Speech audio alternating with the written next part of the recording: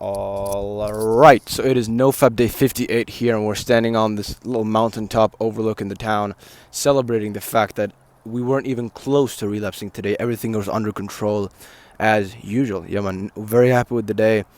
I woke up at 8 a.m. after like 10 hours of sleep. I did wake up like twice during the night, but I fell asleep really quickly afterwards, so no worries about that. Although I do probably want to make sure that, or at least do what's required to not wake up at like 11 p.m. or 1 a.m. like I did last night, because it's specifically in that window I believe that growth hormone, which is very beneficial for my goals right now, like weightlifting and height maxing.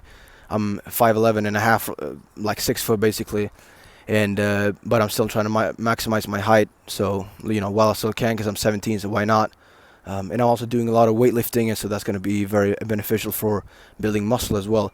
And it seems that growth hormone, like according to the fucking science, right? It seems that it's very much like it's pulsatile, so it's released in spikes, not just like passively over time.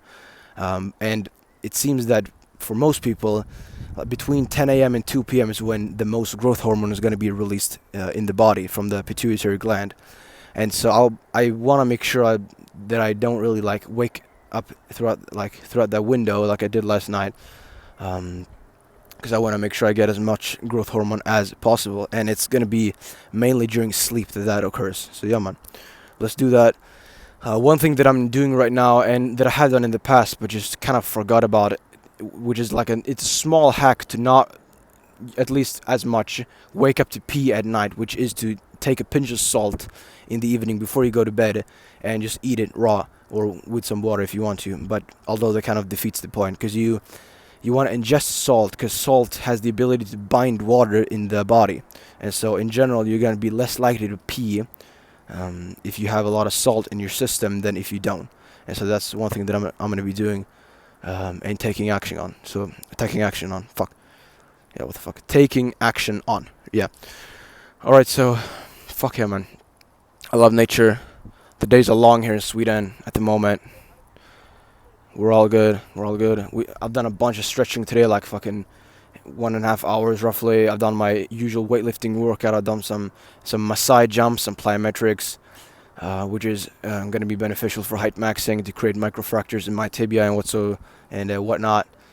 And yeah, man, I've done some swimming as well, some nice cardio as well with my friend, and had a nice talk as well. Fuck yeah, man, let's keep going.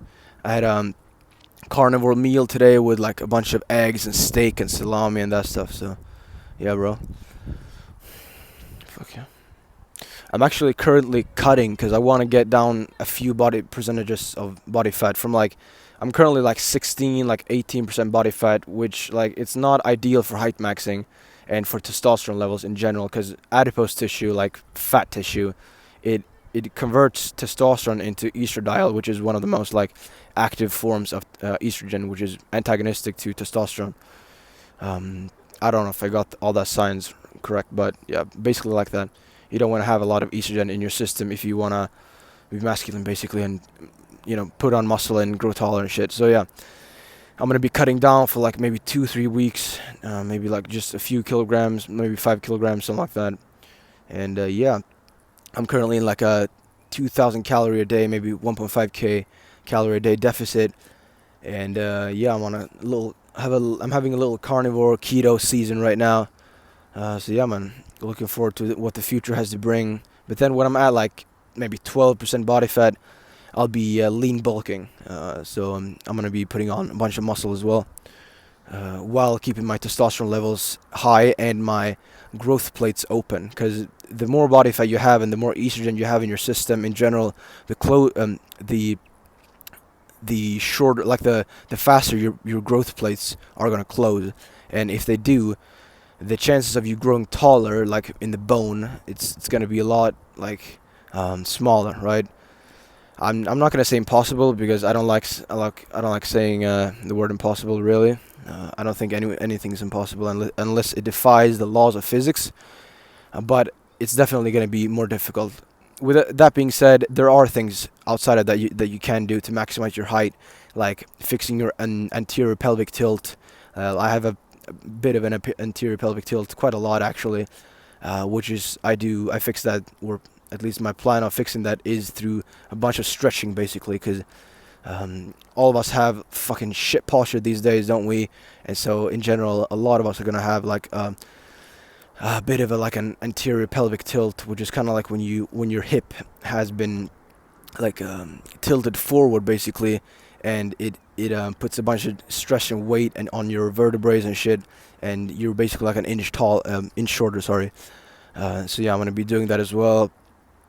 But fuck yeah, man, let's keep going, bro. I'll catch you on the next one, bro. See you.